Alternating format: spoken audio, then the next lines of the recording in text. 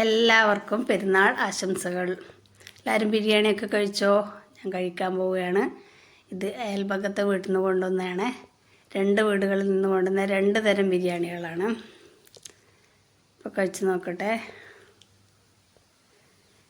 പ്രാവശ്യം മോനില്ല, അങ്ങനെ നമ്മുടെ കുട്ടീസൊന്നും വന്നിട്ടില്ല. കുട്ടീസിന് ഒരാൾക്ക് ബിരിയാണി വേണ്ടാന്ന് പറഞ്ഞു, മറ്റവർക്ക് വീട്ടിൽ ചിക്കൻ ഉണ്ട്, കഴിച്ചു. അതുകൊണ്ട് വേണ്ടാന്ന് പറഞ്ഞു. അതുകൊണ്ട് ഞാൻ ഒറ്റക്കയില്ല കഴിക്കാൻ.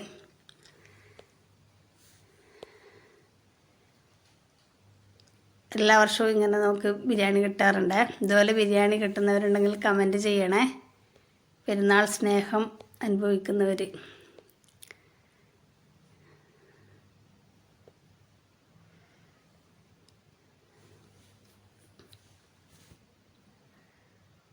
ബിരിയാണി, ചെർലാസ്, പിന്നെ അച്ചാർ, പപ്പടമൊക്കെ വേണമെന്ന് പറയുന്ന കമൻറ്റ് നിരോധിച്ചിരിക്കുന്നു.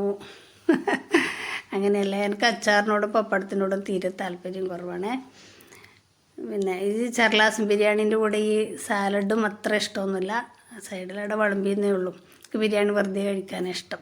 പിന്നെ ഒരു ചമ്മന്തി ഇല്ലേ, തേങ്ങയും കാന്താരിയെല്ലാം കൂടെ, അതാണെങ്കിൽ ഇഷ്ടമാണ്. അപ്പോൾ എല്ലാവരും ഭക്ഷണമൊക്കെ കഴിച്ച് റെസ്റ്റിലായിരിക്കുന്നു വിചാരിക്കുന്നു.